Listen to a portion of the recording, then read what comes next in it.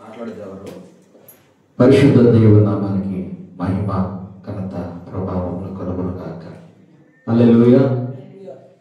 దేవుని పిల్లల దేవుని యొక్క సన్నిధిలో గడిచిన పునరుత్థానం నుంచి ఈ పునరుత్థానం వరకు ప్రభువు ఆయన రెక్కల కింద మనల్ని దాచి క్షేమాన్నిచ్చి భద్రతనిచ్చి కాపాడు కదా. కాపాడినాడా లేదా? దేవుడు కాపాడు. మన దేవుడు ఎంత గొప్పవాడు అంటే మనం ఆయన ప్రేమించకపోయినా, ఆయనతో మనం సరిగా నడవకపోయినా, నీవు మా బుద్ధయ్యా మేము మనకు ద్రోహగలిగి బ్రతుకుతామన్నా ఆయన మనల్ని ప్రేమిస్తూ ఆదరిస్తూ క్షమిస్తూ దరి చేర్చుకునేవాడే జీవము కలిగిన దేవుడు. మనం ఆరాధిస్తున్న దేవుడు ఎవరు? మనమును దరి చేర్చే దేవుడు. దేవుడు ఎలా దరి చేస్తాడంటే, ఇప్పుడు జోషుబాబు ఉన్నాడు, ఆయన కొన్ని ఇబ్బందుల వల్ల రాలేకపోతున్నాడు. అయినా దేవుడు విడిచిపెట్టా ఏ బాబు? దేవుడు దయ చూపించాడు. మన దేవుడు ఎవరు? దయ చూపించేవాడు. కేవలము కొందరు ఎలా ఉంటారంటే దేవుడు ఇచ్చిన అవకాశాన్ని కోల్పోతూ ఉంటారు. దేవుడు కొంతమందికి కొన్ని ప్రాధాన్యతలు ఇస్తాడు, వాటిని వారి క్రియల చేత పోగొట్టుకుంటూ ఉంటారు.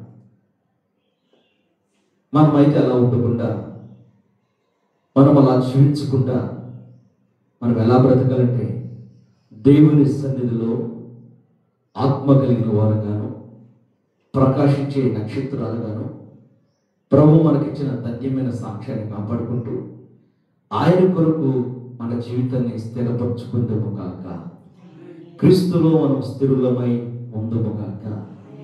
దేవుని పిల్ల దేవుని వాక్యాన్ని ధ్యానం చేద్దాం. పరిశుద్ధ గ్రంథం నుంచి ఈరోజు ఒక ఆత్మ గురించి మాట్లాడుకుందాం. ఈ ఆత్మ అంటే మనం ఏమైపోతాం, అది ఎలా పనిచేస్తుంది, ఆ ప్రభావం ఎలా ఉంటుంది, ఆ స్వభావం ఎలా ఉంటుంది అన్న విషయాలు దేవుని పిల్లల కయ్యోను జీవితం గురించి కొన్ని విషయాలు నేర్చుకుందాం. పరిశుద్ధ గ్రంథంలో ఆదికాండము 4వ అధ్యాయము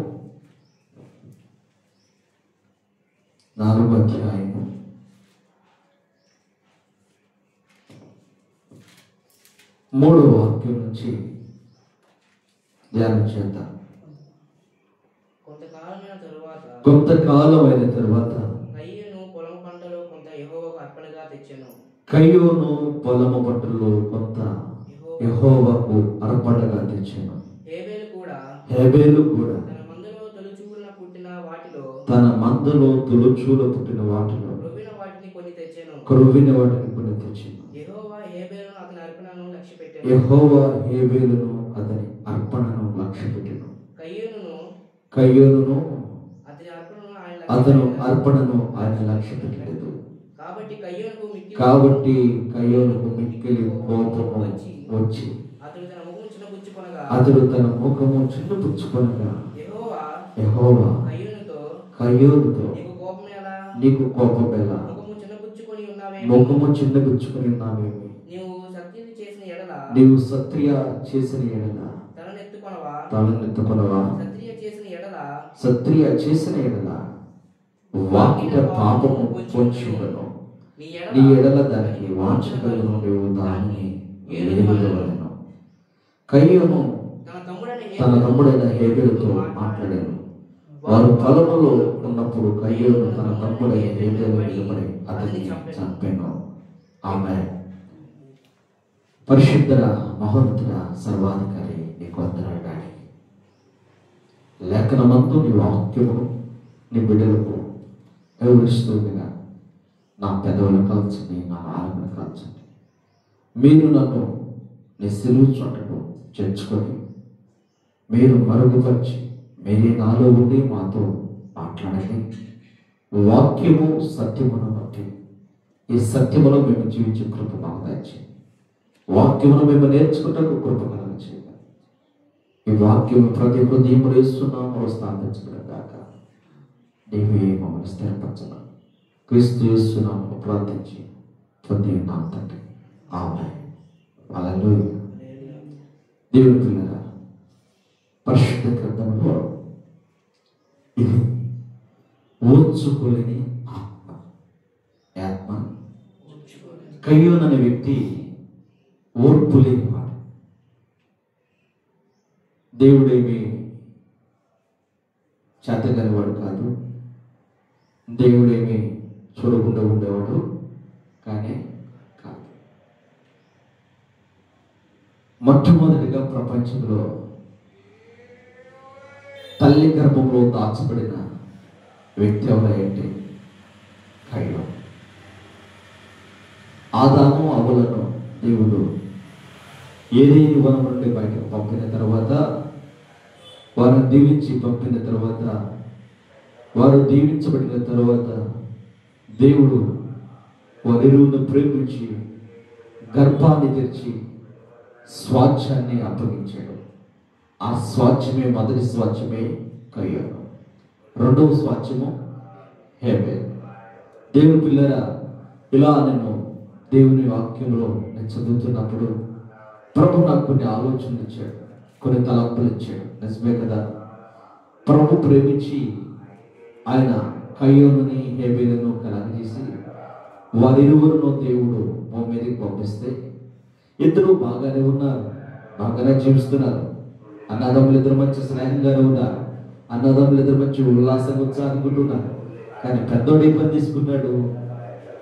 పెద్దవాడు తీసుకున్న బాధ్యత ఏంటంటే వాడు తీసుకున్న పని వ్యవసాయం. ఏం తీసుకున్నాడు? వ్యవసాయం. చిన్నవాడు ఏం తీసుకున్నాడంటే ఆ కాపరి పని తీసుకున్నాడు. ఆ వ్యక్తి ఏం తీసుకున్నాడు? పెద్దవాడేమో వ్యవసాయం తీసుకున్నాడు, చిన్నవాడేమో కాపరి పని తీసుకున్నాడు. కాపరి గొప్పవాడే, వ్యవసాయకుడు గొప్పవాడే. వ్యవసాయకుడికి ఓర్పు కావాలి, కాపరికి ఓర్పు కావాలి, ఇద్దరికి ఓర్పు కావాలి. ఓర్పు లేకపోతే ఇద్దరు ఓడిపోతారు కదా. వ్యవసాయం చాలా ఓర్పు కలిగింది, కాపరి కూడా చాలా ఓర్పు కలిగింది. ఓర్పు కలిగిన పని చేస్తున్నప్పుడు ఓర్పులో మనకు నేర్పు లేకపోతే పడిపోతాం, నాశనం అయిపోతాం. అలాగే ప్రియులరా, ఇక్కడ ఏం జరిగిందంటే దేవుని సన్నిధిలో నివాసం చేయడానికి వచ్చారు. ఎక్కడికి వచ్చారు?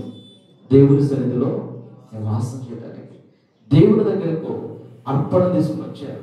ఏం తీసుకుని వచ్చారు? అర్పణలు. దేవుడు అడగల కానీ వారికి ప్రేరేపణ వచ్చింది, వారికి తలంపు వచ్చింది. మనం ఎవరికి ఇవ్వాలి? మనము దేవునికి అర్పణ ఇవ్వాలి. అదే పెద్దోడు చిన్నడాన్ని ఇద్దరు అన్నదమ్ములు ఇద్దరు మాట్లాడుకొని, ఎలా చిన్నడా బయలుదేరావా? బయలుదేరానన్నయ్య, మరి వెళ్దాం పద అని దేవుని సన్నిధికి వచ్చేవారు. వారికి దేవుని సన్నిధి ఎలా ఉందంటే, వారు ఆ రోజు దేవుని సన్నిధిలో ఉండి వారు కలిగిన దాన్ని ప్రథమ ఫలములో తీసుకొని వచ్చారట. ఉందా వాక్యం? ఏం తీసుకుని వచ్చారట? అయితే కొంతకాలం తర్వాత కయ్యోను ఫలములో పంటలో కొంత యెహోవాకు అర్పణ. దేవుని తెచ్చాడట. దేవుడు నన్ను దీవించాడు కాబట్టి, ప్రభు నన్ను ప్రేమించి నా పంటను పండించాడు కాబట్టి, నా పంటలో దేవునికి నేను కొంత భాగంగా ఇస్తానని దేవుడు అడగలేదు. ప్రియులరా, ఇక్కడ స్పష్టతగా చూస్తే దేవుడు అడగలేదు. మనిషికి కలిగిన ఆలోచనే దేవునికి ఇచ్చుట. అవునా? మనిషికి కలిగిన ఆలోచనే దేవునికి ఇచ్చుట. దీన్ని మనుషుడు ప్రారంభించాడు, దేవుడు దాన్ని దీవించడం ప్రారంభించాడు.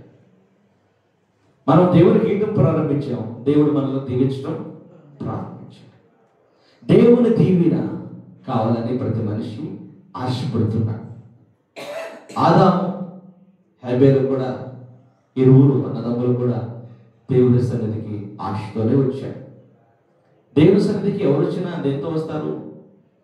ఆశతోనే వస్తారు. దేవుడు మాకు చేస్తాడు, దేవుడు మాకు ఇస్తాడు, దేవుని సన్నిధిలో నేను అడిగినది ప్రతి దేవుడు నాకు అనుగ్రహిస్తాడు, ప్రభు నా ప్రార్థన వింటాడు, దేవుడు నా మొక్కుబడులు ఇష్టపడతాడు. అనుగ్రహం వస్తారా? ఇష్టపడడు, నా ప్రార్థన వినడానికి వస్తారా? లేదు. పెద్ద ఘోర పాపైనా దేవుని దగ్గరికి వచ్చినప్పుడు ఏమనుకుంటారంటే, దేవుడు నా ప్రార్థన వింటాడు, నన్ను క్షమిస్తాడు కదా, ఇలా అనుకుంటారు. అయితే ప్రియులరా, మనము కూడా ఈరోజు మన అర్పణ ఏమిటి? దేవుని సన్నిధికి నువ్వు ఏ అర్పణ ఇవ్వడానికి వస్తున్నావు? దేవుని సన్నిధికి నువ్వు ఎటువంటి అర్పణ తీసుకుని వస్తున్నావు? కొందరు ఏమంటూ ఉంటారంటే, ఈ మధ్య లేచారు కొందరు, అలా ఉందా, ఎలా ఉందా? ప్రియులరా, నువ్వు పండితుడు అవ్వచ్చు, జ్ఞాని అవ్వచ్చు, విద్యవేత్త అవ్వచ్చు, బైబిల్ని నీ 100 సార్లు చదవచ్చు, లేదా థియాలజీ మీద థియాలజీ డిగ్రీ మీద డిగ్రీ చదవచ్చు. కానీ నీలో ఆత్మ సంబంధమైన జీవితం లేకపోతే నువ్వు నిష్ప్రయోజనమైన వ్యక్తి. ఆత్మ సంబంధమైన జీవితం ఎలా ఉంటుందంటే క్రియలను చూపిస్తూ నడుస్తూ ఉంటుంది. క్రియలను చూపిస్తూ నడుస్తూ ఉంటుంది. ఆత్మ సంబంధాలుగానే వచ్చారు. ఇద్దరు ఆత్మ సంబంధాలుగానే వచ్చారు. బ్రదర్స్ ఇద్దరు ఎట్లా వచ్చారు? ఆత్మ సంబంధాలుగానే మాట్లాడుకొని చక్కగా ఇద్దరు స్నేహంగానే ఇంటి దగ్గర నుంచి వారు దేవుని యొక్క విలువైన స్థలం ఎక్కడ ఏర్పాటు చేసుకుని అక్కడికి వచ్చారు. ఆత్మ సంబంధంగా, స్నేహంగా, స్నేహభావంగా అన్నదమ్ములు. చూడండి, చిన్నప్పుడు అన్నదమ్ములు బలి స్నేహం చేస్తుంటారు కదా. ఇప్పుడు ఉన్నారు అట్లా చేసేవారు, పెద్ద అయినా చేసేవాడు కూడా ఉన్నారు. ఎక్కడో రేరుగా భుజాల మీద చేతులు వేసుకుని హాయ్ బాయ్ జాలీగా అన్నదమ్ములు. కొంతమంది అలా అన్నదమ్ములు అర్థం కాదు, స్నేహితులు అర్థం కాదు, బావమంతులు కూడా అర్థం కాదు. అంత ఫ్రెండ్లీగా జాలీగా ఉంటారు. కొందరేమో అసలు మాట్లాడుకోరు. నువ్వు ఎల్లవైతే నాకేంటి, వీడితో మాట్లాడితే ఏం అడుగుతాడో కదా. అన్నదమ్ములే కాదు, అక్క చెట్టు కూడా ఉంటారు అలా కదా, లేదా ఉన్నారు. అయితే ప్రారంభంలో బయలుదేరిన అన్నదమ్ములు ఎలా వచ్చారంటే దేవుని దగ్గరికి అర్పణ తీసుకొని కొనసాగారు. ప్రారంభంలో అన్నదమ్ములు ఎక్కడికి వచ్చారు? దేవుని సన్నిధికి అర్పణ తీసుకొని వారి జీవితాన్ని, వారి నడకని ప్రారంభించారు. దేవునితో నడవటానికి ఇష్టపడ్డారు, దేవునికి ఇవ్వటానికి ఇష్టపడ్డారు. మంచిదే ఇది. కానీ మనసు బాగాల ఒక వ్యక్తి మనసు బాగాల, అతని మనసు దేవుణ్ణి గాయపరిచింది. ఆ వ్యక్తి తలంపులో దేవుణ్ణి దుఃఖపరిచింది. ఆ వ్యక్తి ఉద్దేశం దేవునికి అవమానకరంగా ఉంది. అలాంటి జీవితం ఎందుకు? ప్రభు నిన్ను అడిగాడా అలా తీసుకురామని? అలా అడిగాడా? అరే బాబు, నీకు పనికిరాని ఏమన్నా అవుతున్నాయో అవన్నీ నా దగ్గర తీసుకుని అన్నాడా? అనలా. ప్రభు ఏం కోరుకుంటున్నాడంటే శ్రేష్టమైనది. ప్రభు శ్రేష్ఠుడిని. ఆయన శ్రేష్ఠుడు కాబట్టి మనల్ని కూడా శ్రేష్ఠులుగా ఉండాలని, మనం కూడా శ్రేష్టమైన జీవితం జీవించాలని ఆశపడుతూ ఉన్నాడు దేవుడు. స్తోత్రం కలుగును గాక. హల్లెలూయా. ఏం ఆశపడుతున్నాడు? మనం కూడా శ్రేష్ఠంగా ఉండాలని ప్రభు ఆశపడుతున్నాడు. కారణం ఏంటి? కారణం చెప్పండి. దేవుడు తన పిల్లలను ఎప్పుడు దరిద్రంగా ఉంచేవాడు కానే కాదు. ఆయన పిల్లలను ఉన్నతమైన స్థితిలో, ఇక్కడను పరమును కూడా దేవుడు ఉన్నతమైన స్థితిలో ఉంచాలనే ఆశపడుతున్నాడు. ఈ బ్రదర్స్ ఇద్దరు వచ్చారు, ఊగులాడతా కదా. అన్నదమ్ములు ఇద్దరు చక్కగా చేతుల మీద చేతులు, కాళ్ళ మీద కాళ్ళు వేసుకుని పడుకుంటారు కొంతమంది. అసలు భయముంటుంది ఆ జీవితం. ప్రేమ చచ్చిపోయిందా? అన్నదమ్ముల మధ్య స్నేహం చచ్చిపోయిందా? శత్రువు కన్నా ఎక్కువగా దారుణంగా చూస్తారు. శత్రువుతో అన్న కాస్త నెమ్మదించి మాట్లాడతారు, కానీ అయినోడితో అసలు మాట్లాడాలండి. ఇక పాత్రం అయిపోవాలి. ఇప్పుడు నా కంటికి కనపడకూడదు, ఇటు చావాలి.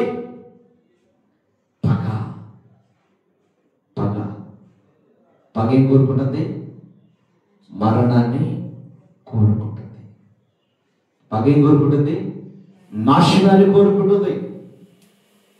ఓ దేవుని పిల్లలరా, దేవుని సన్నిధిలో నువ్వు ఎలా ఉంటున్నావు? దేవుని సన్నిధికి నువ్వు ఎలా బయలుదేరావు? దేవుని ఇంటికి రావడానికి నువ్వేం సిద్ధపరచుకుని వస్తున్నావు? దేవుని ఇంటికి రావడానికి కొంతకాలమైన తర్వాత కయ్యూను పొలము పట్టణంలో కొంత యెహోవాకు అర్పణగా తెచ్చాడు. కయ్యూను ఏం చేస్తాడు? యెహోవా పట్ట పొలంలో కొంత యెహోవాకు అర్పణగా. ఇది తెచ్చేది ఎలా ఉండాలి? శ్రేష్టమైనది ఉండాలా? శ్రేష్టత లేనిది ఉండాలా? మీరు మీ బంధువుల ఇంటికి వెళ్ళారు ఏమా, బంధువుల ఇంటికి వెళ్ళారు, వాటర్ ఇచ్చారు, మంచినీళ్ళు ఇచ్చారు, మీరు తాగడానికి పట్టుకున్నారు, అలా ఆ పాత్రని చూశారు, ఆ గ్లాసాన్ని చూశారు. చూసినట్టే దాని నిండా నాగలు లేదా దాని చుట్టూ కొద్దిగా వెహికల్లో కనపడింది అనుకో, మీరు ఎలా ఉంటారు? అప్పుడు దాహత కలిగి తాగాలన్నా చూసి ఉంటారు, ఇప్పుడే నేను తాగొచ్చాను కదా. వాళ్ళకి మొహమాటం చేస్తే బాధపడతారేమని నేను ఇప్పుడే నాలాంటి అయితే మొహమాటం ఉండదు. రే కళ్ళు కనపడుతున్నాయా మనకు అంటాను లేదు, నేననే నాకు సచ్చేది సచ్చలేదు అంట. ఎందుకంటే మన దేవుడు అలాగనే ఉన్నాడు. ఆయన గద్దించేవాడు ప్రేమించేవాడు కూడా. ఆయన గద్దించేవాడు ప్రేమించేవాడు. ఎందుకు గద్దిస్తున్నాడు? మనం అలా బ్రతకూడదు. ఇక అదే అలవాటు అయిపోయింది మనకి. ఒకసారి సరే అని మనం సరిపెట్టుకుని తాగేమనుకో, మనలో వచ్చినప్పుడు కూడా అదే గిన్నెత్తారు. ఎవరా మళ్ళీ వచ్చినప్పుడు ఆ ఇంగ్లే, మళ్ళీ వచ్చినప్పుడు అలాగనే. అందుకే దైవజనుడు మీ ఇంటికి వస్తున్నప్పుడు మీ పరిసర ప్రాంతాలను శుభ్రం ఉంచుకోవాలి. ఆ దైవజనుడితోనే దేవుడు వస్తాడు. వాస్తవం అని. చాలా మంది బుర్ర ఎక్కువైంది ఈ మధ్య, బుర్రలో బుజ్జి ఎక్కువయ్యి వాళ్ళ ఆలోచన ఏమిటంటే రకరకాల మాట్లాడుతున్నారు పాస్టర్లు. ఎవరు నాయన నేను ఇలా చెబుతున్నా ప్రభు బేట, విమర్శించడానికి మనమెవరు? విమర్శించడానికి మనమెవరు? విమర్శకు ప్రతి విమర్శ అన్ని దేవుని దగ్గరే ఉన్నాయి. తిరుపతించడానికి మనమెవరు? మనం సరిపోతుంది కదా, సరిపోతాం. పొరపాటును కూడా సరిపోతాం. అందుకే మానవుడు నిర్మించుకున్న చట్టాల్లో కోర్టులు ఏముంటుంది? ఒక దేవత ఉంటుంది, న్యాయ దేవత అని దాని పేరు కదా, న్యాయ దేవత అని పేరు. ఆ దేవతకి కళ్ళకి ఏం కట్టి ఉంటుంది? నల్ల కచ్చి పెట్టుంటుంది. కళ్ళకి ఏం కట్టి ఉంటుంది? నల్ల కచ్చి పెట్టుంటుంది. చేతులు ఏముంటుంది? త్రాసు ఉంటుంది కదా, త్రాసు. తూలికి ఉంటుంది, కాటా ఉంటుంది కదా. ఎన్ని పదాలు ఉంటుంది. ఉండి కళ్ళు మూసుకొని ఎలా పట్టుకొని ఉంటుంది. ఎందుకు అలా ఉండిపోయిందంటే నా కనులకు ఏమీ కనబడటం లేదు. నా త్రాసు ఖచ్చితమైనది కానీ అయితే మీ త్రాసు ఎలా ఉంది చూడండి. జడ్జిమెంట్లు ఎలా మారిపోతుంటే చూడండి. ఈ లోకంలో జడ్జిమెంట్లు ఎలా ఉన్నాయంటే డబ్బుకు దాసోహం అయిపోయినాయి, ధనానికి దాసోహం అయిపోయినాయి. చేయని వాడినేమో చేసేయడానికి చిత్రీకరిస్తారు, చేసిన వాడిని చేయలేదని చిత్రీకరించి పంపిస్తారు. చేయని వాడికేమో నేరం, చేసిన వాడికేమో సుఖభాగ్యాలు. అయ్యో ఎక్కడ న్యాయం ఉంది? సరే ఇక్కడ నువ్వు వీళ్ళందరినీ మేనేజ్మెంట్ చేసి డబ్బు ఇచ్చి అందరినీ కవర్ చేసుకుని ఒకరోజు చనిపోతావా? ఏం చేస్తావు? ఒకరోజు నిద్రిస్తావు. ఇంకా మంచిగా మాట్లాడాలంటే, ఇంకా చక్కగా మాట్లాడాలంటే చస్తావు. ఏం చేస్తావు? చస్తావు. నేను చావను, నేను ఏసీ రూమ్లో ఉంటే కుదిరిద్దా? కుదిరిద్దా? నేను చచ్చిపోను, నేను బతికే ఉంటా అని అలుగుతావా? అలిగితే ఊరుకుంటుందా? ఊరుకుంటుందా? అలిగితే ఊరుకుంటుందా? పిల్లలు అలుగుతారు, నేను తిన్నాను అలిగి ఎక్కడ కూర్చోండి చెప్పండి. ఫస్ట్ ఏంటి అటు చోట ఎక్కడ అలిగిన వాళ్ళు చోట ఎక్కడ మూలం చూసుకుంటారు, మూలకి వెళ్ళి కూర్చుంటారు. కూర్చోరా? కూర్చునే మూలన అలగలేదా? అల్లెలు ధన్యవాదాలు అయితే నువ్వు అలిగేవా? అది ఒప్పుకున్నావా? అలగకుండా ఉన్నావు. మనిషిగా పుట్టినాడు ఎవడైనా అలుగుతాడు. ఏమండి నువ్వు అలగలేదా? నేను అలిగా, నేను చాలాసార్లు అలిగా. అలకుండా ఎలా పెరుగుతాం? అలాగే మన జీవితానికి ఒక బాట. మనకి ఏదైనా కావాలంటే మాట్లాడడం ముచ్చులైపోతాం, మౌనమైపోతాం. ఏంట్రా ఏంట్రా ఏంట్రా ఏంటంటే ఎలిగేట్ చూడంటాడు భర్త భార్య. స్నేహితులు కూడా ఏంటంటే నాతో మాట్లాడితే అలిగినట్టున్నాడు, ఏంటో కనుక్కో. సమాచారాలు. దినం పిల్లరా, మనం దేవుని మీద అలిగితే సరిపోతాం. ప్రభువు మీద మనం అలగడానికి సరిపోదు జీవితం. మరణం దగ్గర అడిగితే కుదిరిద్దా చెప్పబ్బా, కుదరదు. నువ్వెంత అడిగి ఐసీలో కూర్చున్నా, ఏసీలో కూర్చున్నా, అండర్ గ్రౌండ్కి వెళ్ళి దాక్కున్నా, అక్కడ కూడా వద్దు బుల్లెట్లు. తెలుసా? లాడేని ఎక్కడ దాక్కున్నాడు, సద్దాం హుసేన్ ఎక్కడ దాక్కున్నాడు. మరణం అక్కడికి పలకరించిందా లేదా? పలకరించింది. చూడండి, మనకన్నా గనులాడు, మనకన్నా మేధస్సులు ప్రపంచాన్ని వెలిగించిన వారు, వారిని సైతం మరణం విడిచిపెట్టలేదు. వారిని సైతం మరణం కంపలించేసింది, వారిని సైతం మరణం మింగివేసింది. మరణ సమయం వస్తే నువ్వేం మన తక్కున్నా నువ్వు సజీవుడిగానే ఉంటా. కానీ దేవుని పిల్లలైతే ఏ మూలను కూర్చున్నా, ఎంతటి భయంకరమైన పరిస్థితులైనా ప్రభు హస్తం అలా తోడుంటుంది. ఆమేన్, హల్లెలూయా. ఆయన హస్తం తోడుండి నీ మీదకి వస్తున్న ఉపద్రవాలని ఆపగలిగిన శక్తిమంతుడు. మనం ఆరాధించిన దేవుడు ఎవరు? మన మీదకి వస్తున్న ఉపద్రవాలను ఆపగలిగిన శక్తిమంతుడు. మనం అనుకోవచ్చు, దేవుడు నా ప్రార్థన వింటున్నాడా? సందేహపడుతూ ఉండొచ్చు. దేవుడు కోరుకున్నది శ్రేష్టత కలిగినది. కయ్యోను మనసు శ్రేష్టమైనది, ఇవ్వలేని మనసు. కయ్యోని ఆత్మ ఎటువంటి తెలుసా? అది శ్రేష్టమైనది ఇచ్చినది ఒప్పుకోదు. కొందరు దేవునికి శ్రేష్టమైన ఇవ్వడానికి ఇష్టపడరు. కొందరు దేవునికి ఇచ్చే దానిలో కటింగ్ చేస్తూ ఉంటారు.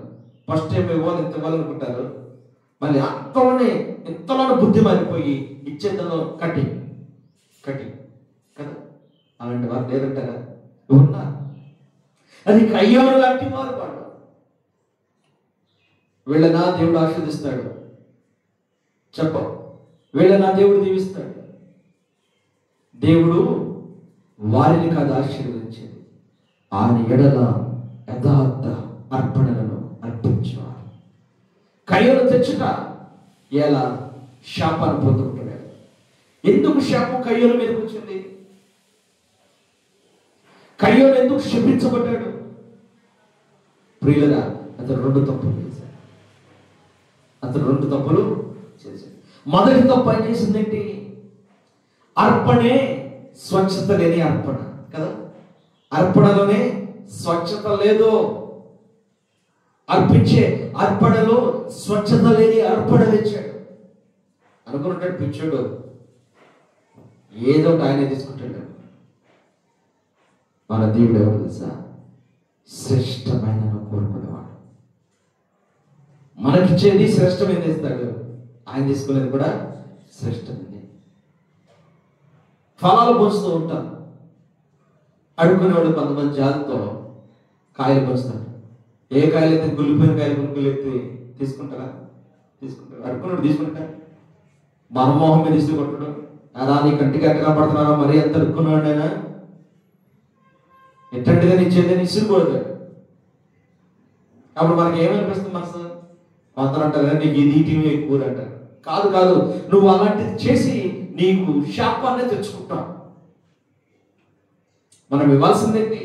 అడుక్కునేవాడికైనా, మంచోడికైనా, దేవుడికైనా మనం ఎలాంటిది ఇవ్వాలి? ఇస్తే శ్రేష్టమైనది చుదువుగాక, శ్రేష్టముగా జీవించుదుగాక. హల్లెలూయా. ఎలా జీవించాలి మనం? శ్రేష్టమైన జీవితం. అది ఆశీర్వాదానికి మూల స్తంభం. శ్రేష్టమైన జీవితం ఏంటి? ఆశీర్వాదానికి మూల స్తంభం. బ్రతుకంతా కావలం అయిపోతే, జీవితం అంతా వ్యర్థం చేసుకుంటే ఎందుకు భక్తి? ఎందుకు ప్రార్థన లేని జీవితాలు? ఎందుకు అర్పణలో స్వచ్ఛత లేని అర్పణలు? కయ్యోను వంటి జీవితాలు మనం జీవించకూడదనే దేవుడు ఈ చరిత్ర రాయించాడు. మనుషులకు దేవుడు సత్యాన్ని నేర్పాడు కానీ అసత్యము నేర్పలేదు. అసత్యంలో జీవిస్తున్న మనుషులు ప్రభు సత్యంలోకి నడవసాగింపజేశాడు. మన దేవుడు మన దగ్గర యథార్థమైన జీవితాన్ని కోరుకుంటున్నాడు. ఇద్దామా అటువంటి జీవితాన్ని? ఇద్దామా వద్దా? బండ సందున పావురమా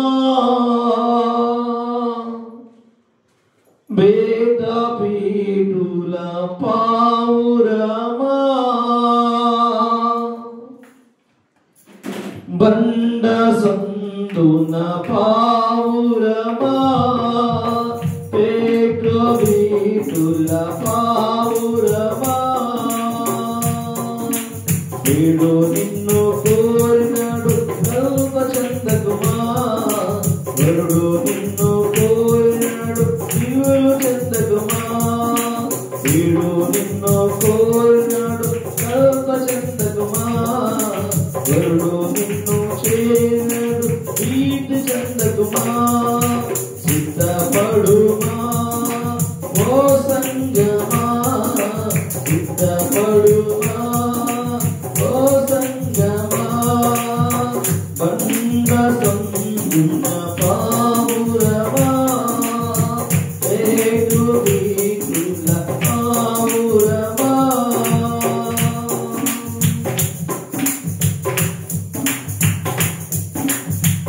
దేవుడు అయితే అక్కడ దేవుడు మనకేమిస్తాడు? ఎప్పుడు శ్రేష్టమైనదే ఇస్తాడు.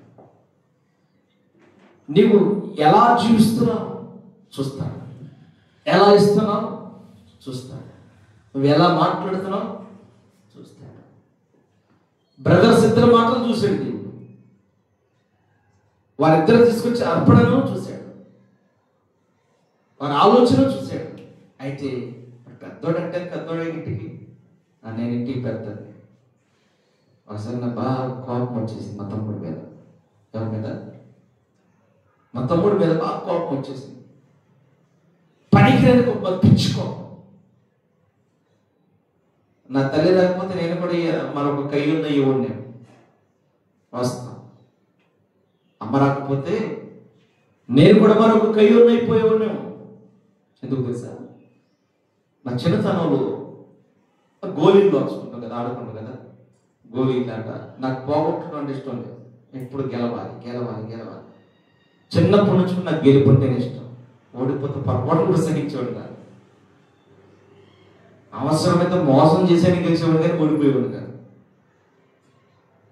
అంత పక్క ప్రియులరా, నేను గెలుచుకున్న గోళీలన్నీ పోగొట్టాడు. నేను ఇంటికి వచ్చేప్పటికి నా గోళీలు ఆడుకుంటా వెళ్ళాలని చూస్తే లేవు.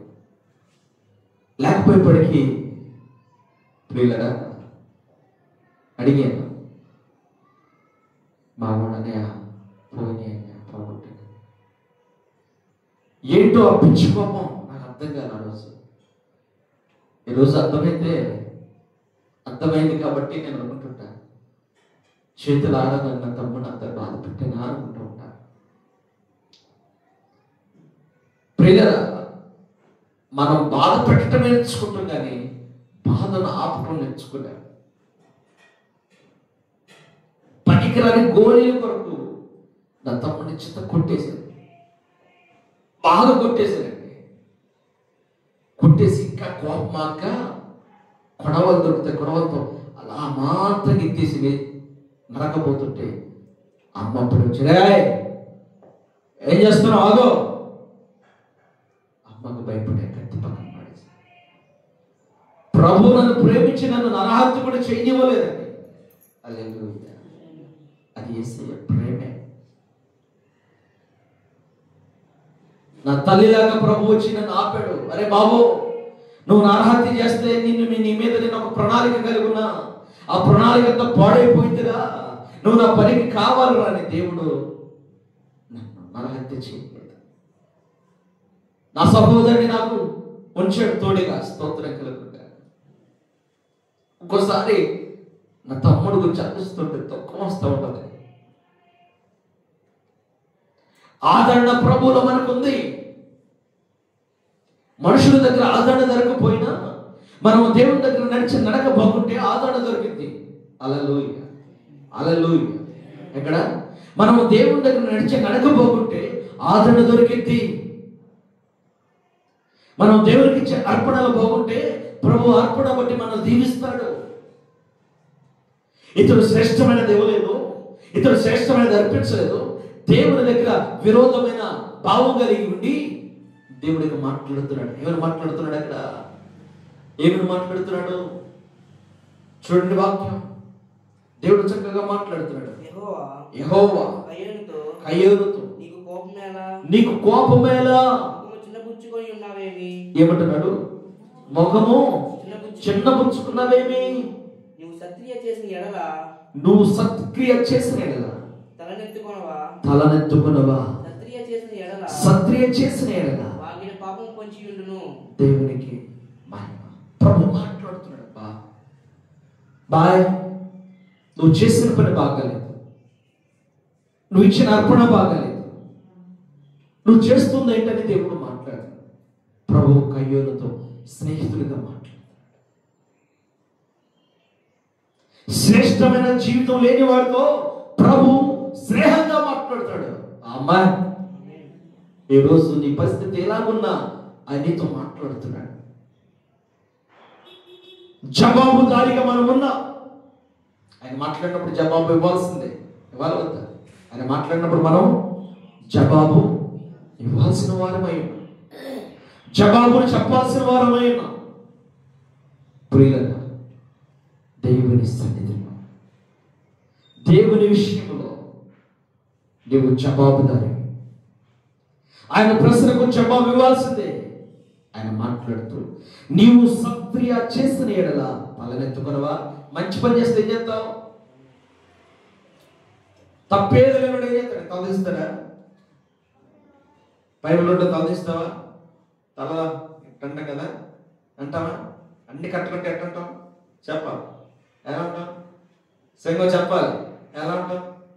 మనకు అసలు పొగరు ఎక్కువ కదా. కట్టుకుంటే ఎట్లుంటాం? కావరం చేస్తాం, మేడ మీద ఎగరేస్తారు. అదే దేనికి? కట్టుకున్నాను కాబట్టి. కట్టక లేకపోతే ఏట మనకి తగ్గతారే అట్ట పెరిగిపోతుంది. కొందరు దుర్మార్గులు ఉంటారు, కట్టక లేకపోయినా కదా పొగరుగా మాట్లాడతారు. కింద నుంచి పైకి చూసి మాట్లాడతారు. అట్ట అట్టలు వేసిన కాలిపోవాలి. దెబ్బకి అదే ఏమైపోవాలా? కాలిపోవాలంతే. ఇక ఈ దగ్గర లేదు సత్క్రియ. మంచి పని చేసాడా? చేసాడా? మంచి పని చేయలేదు కానీ తొందరగా మాట్లాడుతున్నాడు. ఎవరితో మాట్లాడుతున్నాడు? మాట్లాడే వ్యక్తి ఎవరో తెలుసు అతనికి. పని చేస్తుందా? సెన్స్ పని చేస్తుందా? పని చేస్తుందా సెన్స్ మీకు? దేవుని వాక్యం మీతో మాట్లాడుతున్నప్పుడు మీ ప్రవర్తన గురించి మీరు ఏమి ఆలోచిస్తున్నారు? మీ సత్క్రియల గురించి మీరేం ఆలోచన చేస్తున్నారు? బా, దేవుడు నువ్వు ఎక్కడున్నా ఎప్పుడున్నా ఎచ్చటున్నా చూస్తూనే ఉంటాడు. మానవ ఎత్తుకుంటే ఎక్కడ వచ్చింది? ఎక్కడ దాక్కున్నారు? ఎక్కడో అండర్ గ్రౌండ్ లో దాక్కున్నారు. అక్కడ రాలేదా? అంటే మరణం వచ్చినప్పుడు దేవుడు రాడా? రాడా? వస్తాడు కదా. వస్తాడు. అయితే మనము దేవుని దగ్గరకు వచ్చాం కాబట్టి మన సత్క్రియ ఎలా ఉన్నాయి?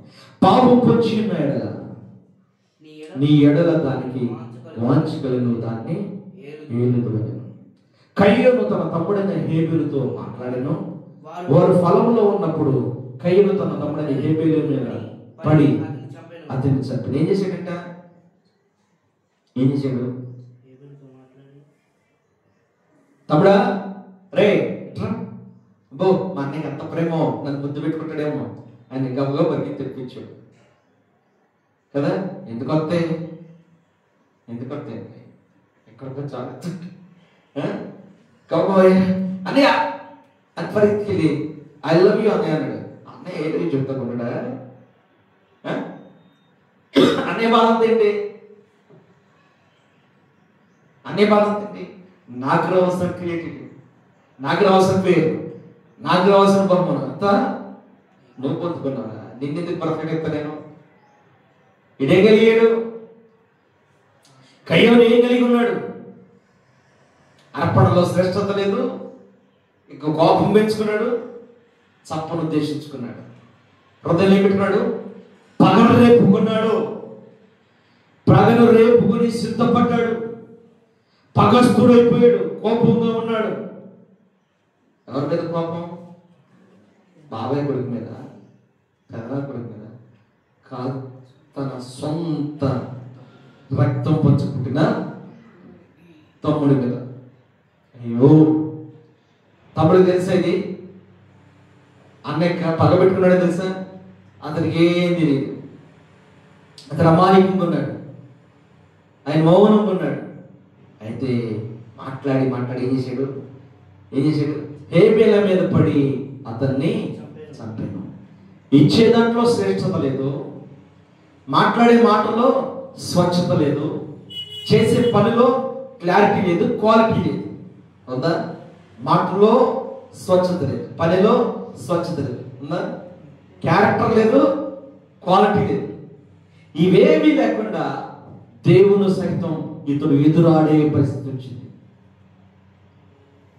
ఎవరిని? దేవునితోనే ఎదురు మాట్లాడే పరిస్థితి.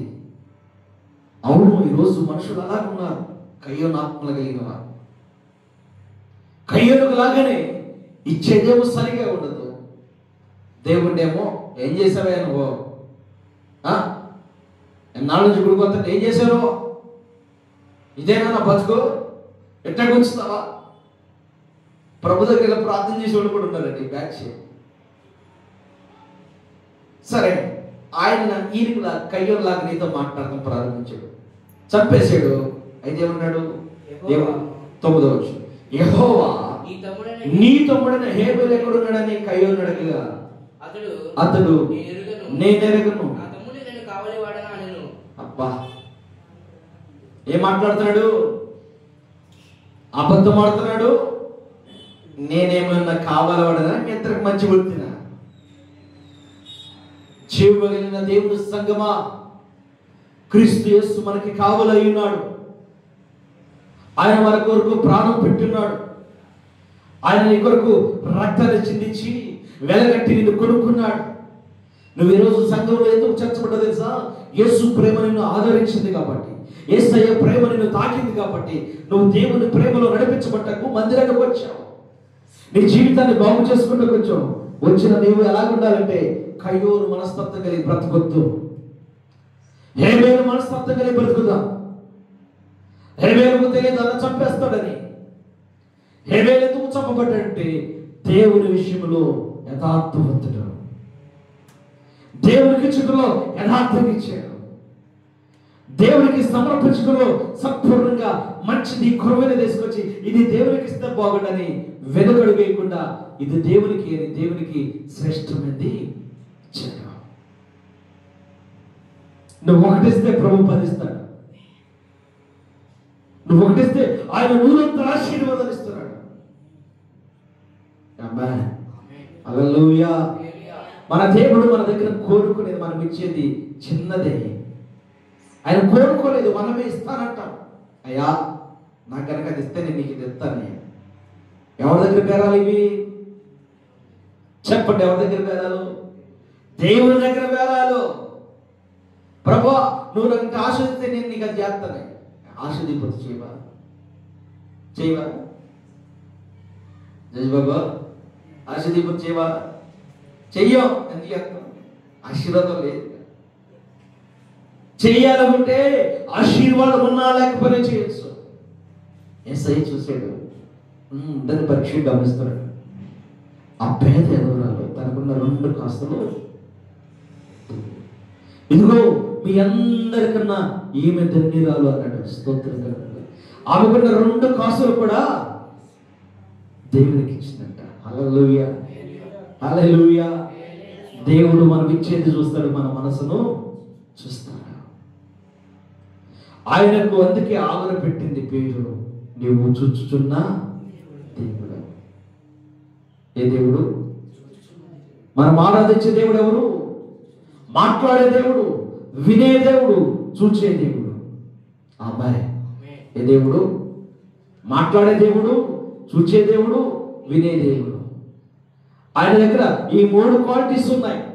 మనం వింటాము, మనం చూస్తాము, మనం మాట్లాడతాం. మన మాటలో అన్యాయాలు ఉంటాయి, మన చూపుల్లో వంకర ఉంటుంది, మనం వినేన్ని అబద్ధాలే వింటాం. యేసయ్య కూడా అలాగే చెప్తాం.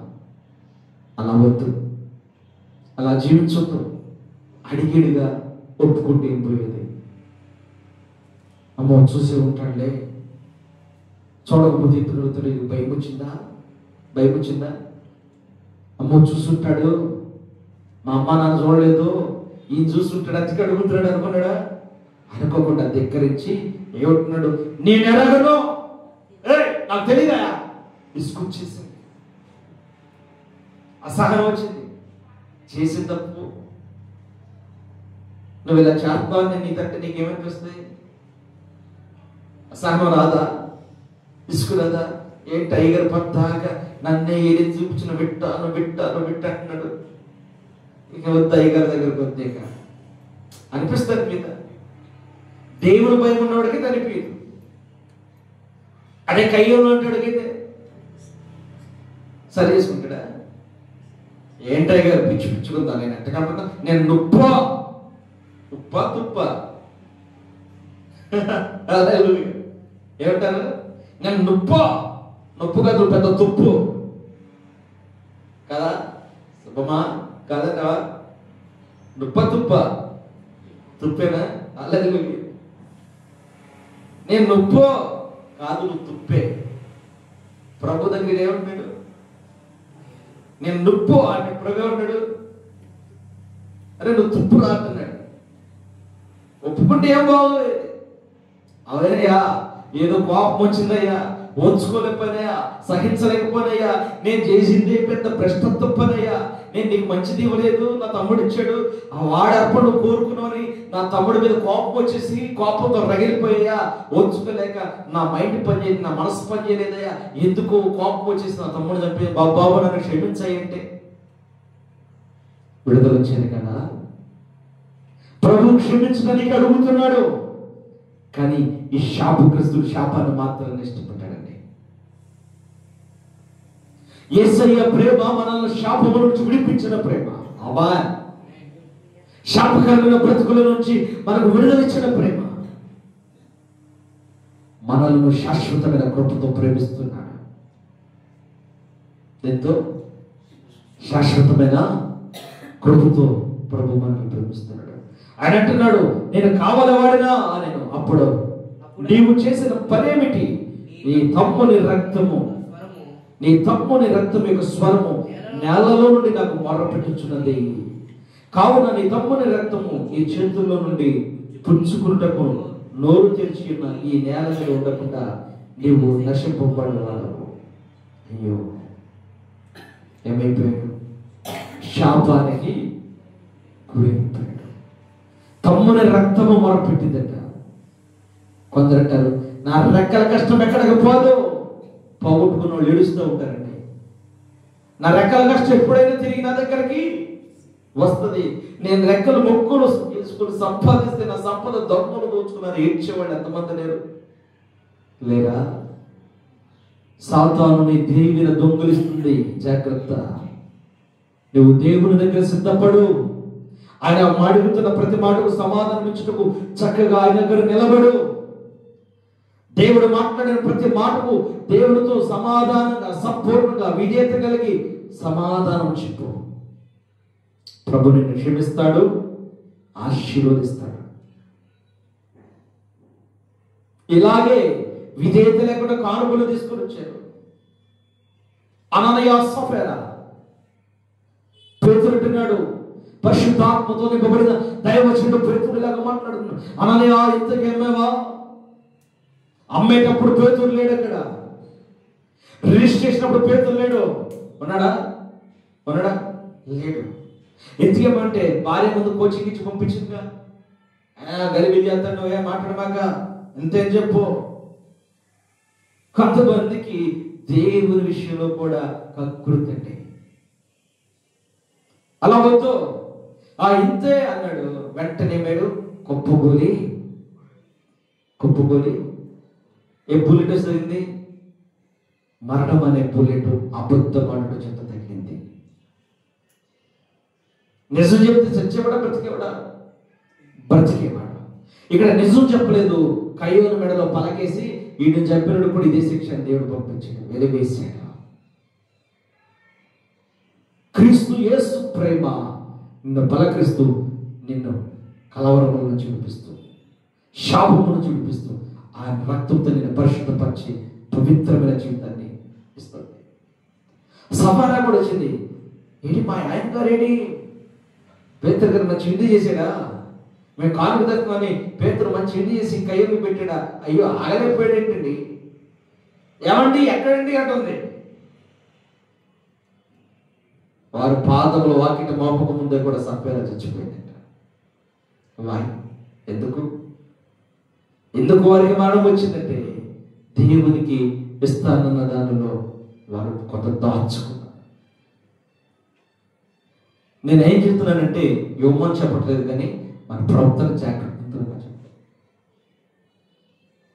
మీరు ఇచ్చేదాని కోసం నేను చెప్పట్లా, మన ప్రవర్తన పర్ఫెక్ట్గా ఉండాలి. దేవుడు అన్నీ చూస్తున్నా, దేవుడు అన్నీ చూస్తున్నాడు. చూడట్లేదా? అన్నీ చూస్తున్నాడు. దేవుడు నిన్ను, నీ ఆలోచన, నీ తలంపులన్నీ ఎరిగి ఉన్నాడు. కయ్యోని ఏమి ఎరిగాడు? ఆలోచన, తలంపు అన్నీ ఎరిగి కయ్యోనితో మాట్లాడితే కయ్యోని అబద్ధం ఆడుతున్నాడు, ధిక్కరిస్తున్నాడు, కోపంగా దేవునితో మాట్లాడాడు. మరి మీకు దీవెన కావాలంటే ఎలా ఉంటారు? కయ్యోను ఆత్మ కలిగిన వారిగా బ్రతకొద్దు. దేవునికి ఇచ్చిన కొరకు, అవసరమైతే దేవుని కొరకు మనం హతసాక్షులు అవడం కొరకు జీవించాలి. దేవుడి మాటలు తన వెనుకల్లో భద్రపరచుగాక. ఆమేన్.